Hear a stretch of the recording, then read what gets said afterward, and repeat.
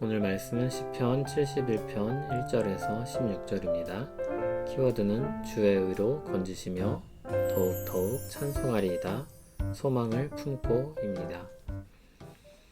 여호와여, 내가 주께 피하오니 내가 영원히 수치를 당하게 하지 마소서. 주의 의로 나를 건지시며 나를 풀어주시며 주의 귀를 내게 기울이사 나를 구원하소서. 주는 내가 항상 피하여 숨을 바위가 되소서. 주께서 나를 구원하라 명령하셨으니 이는 주께서 나의 반석이시요 나의 요새이심이니이다. 나의 하나님이여, 나를 악인의 손 곧 불의한 자와 흉악한 자의 장중에서 피하게 하소서. 주 여호와여, 주는 나의 소망이시요 내가 어릴 때부터 신뢰한 이시라. 내가 모태에서부터 주를 의지하였으며 나의 어머니의 배에서부터 주께서 나를 택하셨사오니 나는 항상 주를 찬송하리이다. 나는 무리에게 이상한 징조같이 되었사오나 주는 나의 견고한 피난처시오니 주를 찬송함과 주께 영광 돌림이 종일토록 내 입에 가득하리이다. 늙을 때에 나를 버리지 마시며 내 힘이 쇠약할 때에 나를 떠나지 마소서. 내 원수들이 내게 대하여 말하며 내 영혼을 엿보는 자들이 서로 꾀하여 이르기를 하나님이 그를 버리셨은즉 따라잡으라 건질 자가 없다 하오니 하나님이여, 나를 멀리하지 마소서. 나의 하나님이여, 속히 나를 도우소서. 내 영혼을 대적하는 자들이 수치와 멸망을 당하게 하시며 나를 모해하려 하는 자들에게는 욕과 수욕이 덮이게 하소서. 나는 항상 소망을 품고 주를 더욱 찬송하리이다.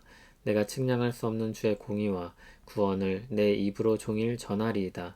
내가 주 여호와의 능하신 행적을 가지고 오겠사오며 주의 공의만 전하겠나이다. 아멘.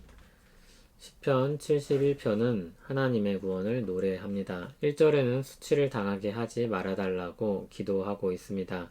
그런데 이 시편 마지막 절인 24절에는 원수들이 수치를 당하게 될 것을 기대하고 있습니다.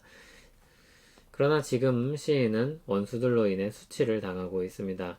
거기서 하나님께서 구해주시기를 기도합니다. 2절에는 3번에 걸쳐서 구원해 주시길 요청합니다. 건지시며 풀어주시며 구원하소서. 이 표현은 다 같은 요청을 말하는 것입니다. 절박한 심정으로 간절히 구하는 것입니다. 2절을 보면 주의 의로 건져달라고 하였습니다. 여기서는 하나님의 구원과 의를 연결합니다. 의라는 말이 반복되고 있는데 2절, 15절, 16절, 19절, 24절에 나옵니다. 하나님의 구원과 의가 무슨 관계가 있기에 이렇게 하나님의 의를 자꾸 언급할까요? 주의 의가 어째서 구원의 근거가 됩니까? 하나님께서 말씀하신 바를 그대로 행하시며 악인들을 판단하시고 막으시기 때문입니다. 3절에서 시인은 항상 주께 피한다고 고백합니다. 주께서 나를 구원하라 명령하셨기 때문입니다. 시인은 말씀하신 것을 그대로 행하시는 의로우신 하나님을 신뢰하고 있습니다.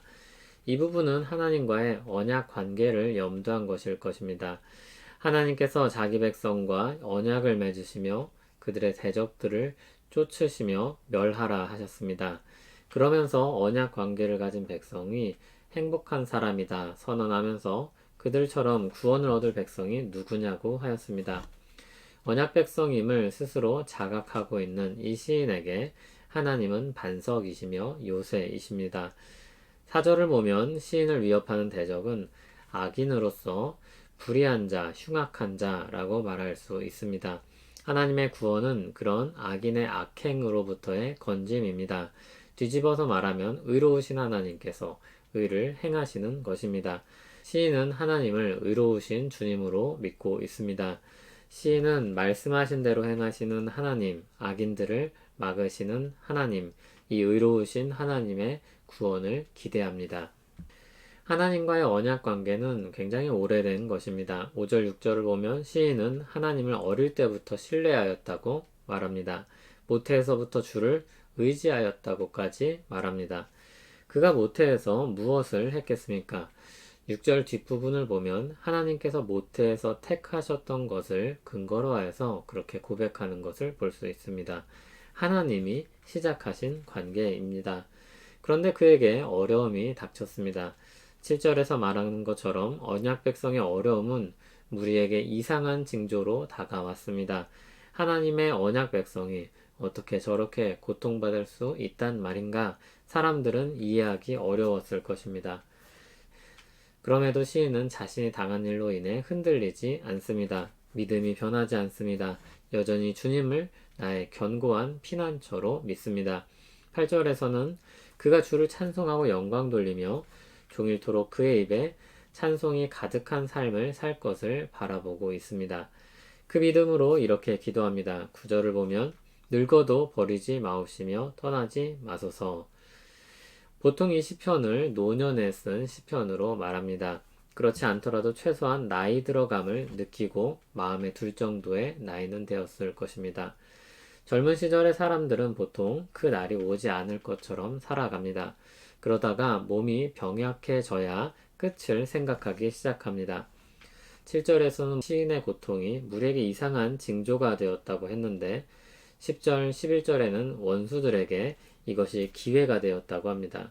그들은 시인을 어떻게 할까 엿보고 있었는데 이제 하나님이 그를 버리신 것 같으니 잡자 하는 것입니다. 그러나 시인은 그렇게 생각하지 않습니다.